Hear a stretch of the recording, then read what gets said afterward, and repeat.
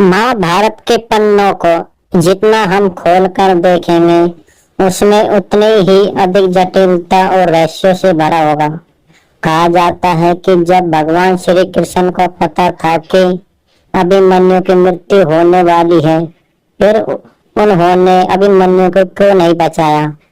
कहा जाता है कि जैसे ही महाभारत युद्ध का आह्वान हुआ, सभी देवताओं ने अपने अपने पुत्रों को इस युद्ध में शामिल होने के लिए कहा।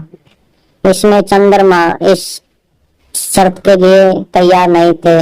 उन्होंने कहा कि मैं अपने पुत्र को इस युद्ध में शामिल होने के लिए नहीं भेज सकता, मैं अपने पुत्र को अपनी आंखों से दूर नहीं कर सकता। परंतु सभी देवताओं के आग्रह पर उन्होंने अपने पुत्र को भेज तो दिया, परंतु कुछ शर्तें रखी। कहा जाता है कि चंद्रमा ने कहा कि मैं अपने पुत्र को धरती पर सिर्फ 16 वर्ष के लिए ही भेज सकता हूँ। तो दूसरी शर्त यह है कि यह उस पक्ष में जन्म ले जहाँ पर यह धर्म का प्रतिनिधि करे और इसके मरने के बाद इसकी कीर्ति सदा जीवित रहे। और तीसरी शर्त रखी कि इसके वंश से ही इस पांडव कुल का वंश आगे बढ़े। इतनी शर्तों को देवताओं ने माना और तथास्तु कहा। ऐसा ही हुआ। अभिमन्यु ने अर्जुन और सुभद्रा के पुत्र के रूप में जन्म लिया और महाभारत युद्ध में जब अर्जुन इस युद्ध से बाहर हो गए थे, तभी कौरवों ने एक चक्रव्यूह की रचना की, जिसमें सभी पांडव तो प्रवेश नहीं कर पाए, परंतु अभिमन्यु को इतना ज्ञान था कि वह चक्रव्यूह में प्रवेश कर सकता है, परंतु उसे निकलने का ज्ञान नहीं था।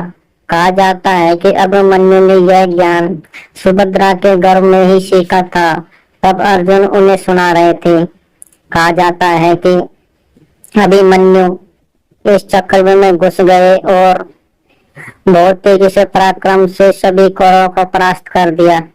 परंतु जब गुरु द्रोण ने कहा कि जब तक इसके हाथ में धनुष है, हम कोई भी योद्धा इस पर विजय प्राप्त नहीं कर सकते, यह बहुत अधिक शक्तिशाली योद्धा है, इससे युद्ध करने के लिए सबसे पहले इसके धनुष को तोड़ना होगा।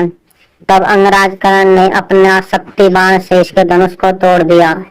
कहा जाता है कि धनुष के टूटने पर भी अभिमन्यु ने कौरवों की बहुत अधिक क्षति करी और अनगिनत सैनिकों का वध कर दिया, क्योंकि अभिमन्यु इतना शक्तिशाली और चपल योद्धा था कि धनुष बाण के न होते हुए भी उसको परास्त करना नामुमकिन था।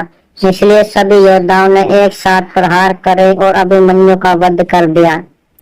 परंतु दूसरी ओर श्री कृष्ण की यह योजना थी कि श्री कृष्ण का पता था कि अर्जुन बहुत भावुक है और वह बार बार अपने रिश्तों को देखकर इस महाभारत युद्ध में अपनी शक्ति का प्रयोग नहीं करेगा। इसलिए श्री कृष्ण ने अभिमन्यु को इस युद्ध में बलिदान होने के लिए ही रखा।